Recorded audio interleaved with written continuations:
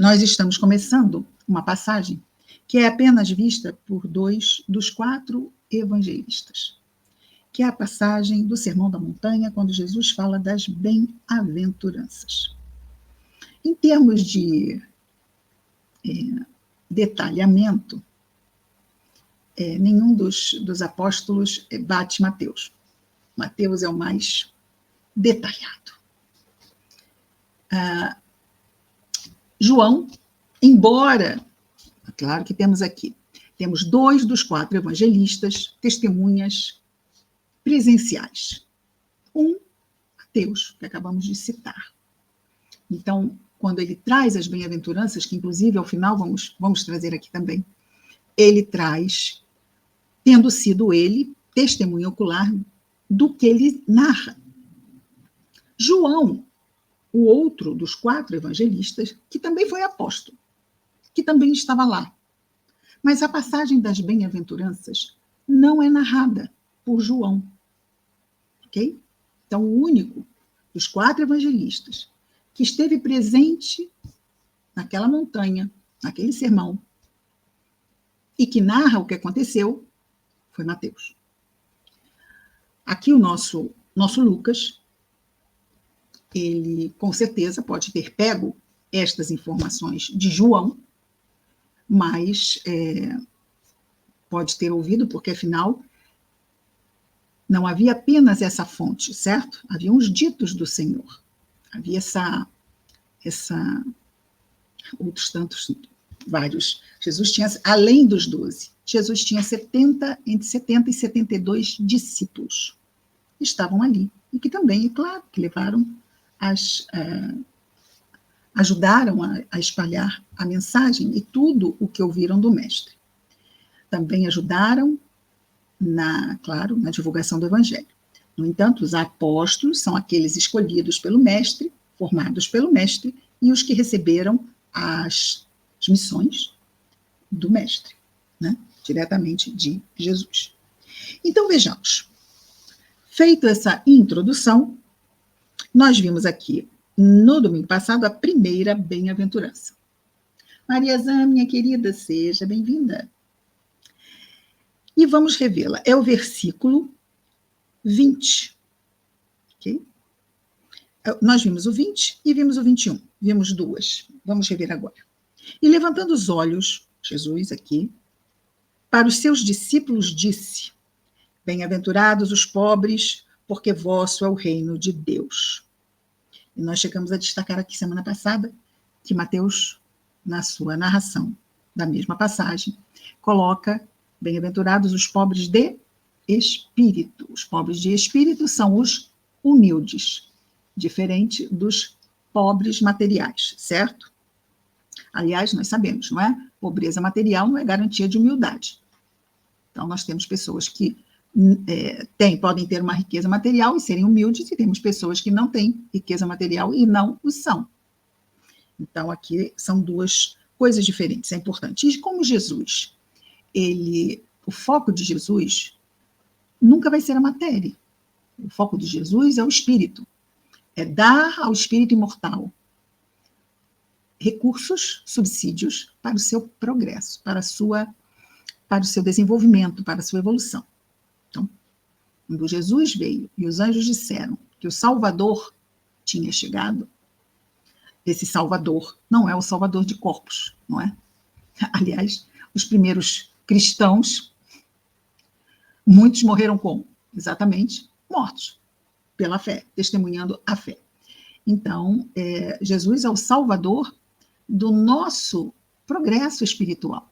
Imaginemos quantos séculos e séculos e séculos e séculos e séculos fomos poupados de ir pelo ensaio e erro, tendo nós recebido o Evangelho. Essa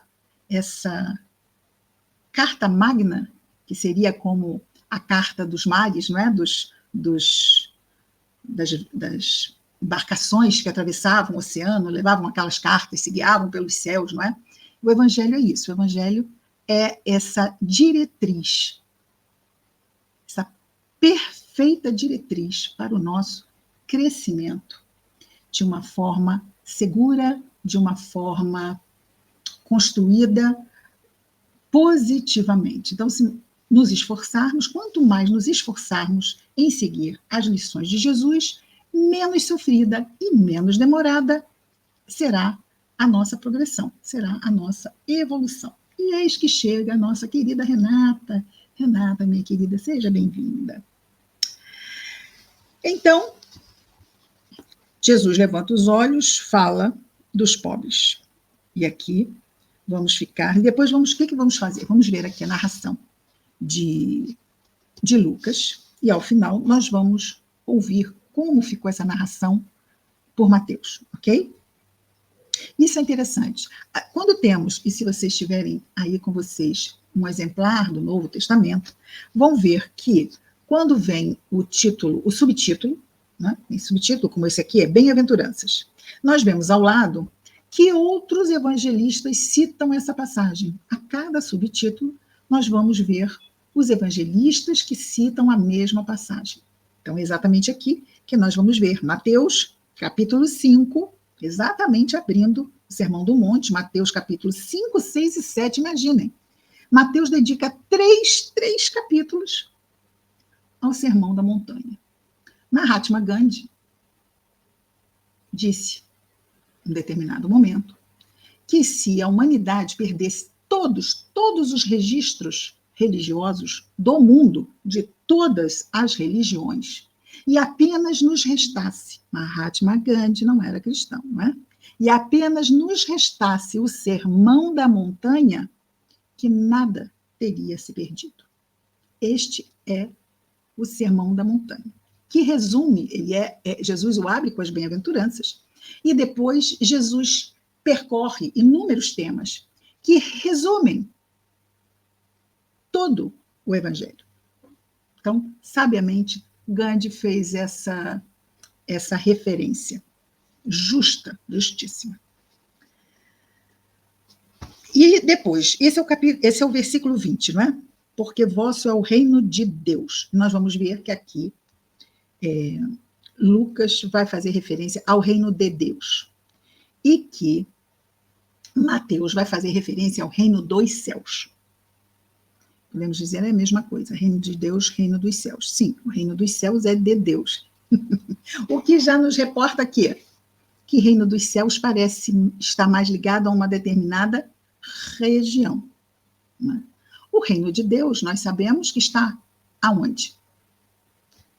Dentro de nós. O reino de Deus está dentro de nós. Jesus veio nos revelar a existência do reino de Deus. E ele está dentro de nós. É um estado de plenitude que só alcançaremos com a pureza de espírito. Mas está dentro de nós. E é um processo que iremos percorrer até chegarmos a essa instância máxima. Quando estivermos nesse estado de espírito, de plenitude das leis de Deus, na nossa consciência, não lá na consciência profunda, mas na consciência plena como Jesus, eu e o Pai somos um. Este é o Espírito que Deus enviou a nós e que vive o reino de Deus. O reino dos céus é onde vive todos os que vivem no reino de Deus. Faz sentido, não faz? Instâncias, reino dos céus. Poderíamos dizer, questão de semântica. Pode ser. Não é? Nós, às vezes, ficamos refletindo e pegamos, cada um de nós pode, e é muito bom e rico que cada um de nós reflita sobre qualquer passagem. E vejamos, às vezes temos, assim, situações em que podemos refletir sobre isso e pensar, olha, que interessante. Enquanto estamos fazendo isso, nós estamos o quê? Com a nossa vibração boa. Não é? Estamos lá refletindo sobre a nossa vida espiritual. Isso é bom também? É bom também. 24 horas por dia, esse mundo físico nos solicita. Que bom quando tiramos um tempo para refletir não apenas sobre a persona que temporariamente, através da qual nos expressamos. Aquele que somos agora e que tem lá a sua certidão de nascimento e um dia terá lá a sua certidão de óbito. Mas paramos para refletir no ser imortal que somos. Este ser para o qual Jesus veio falar. Jesus veio revelar o reino de Deus. Até porque o reino de Deus não será conquistado por nós em uma única encarnação. Se fosse assim, já teríamos nós. Quantas vezes nós já reencarnamos desde que ele veio nos trazer essa revelação? Várias. É uma construção longa, é uma conquista de longo curso.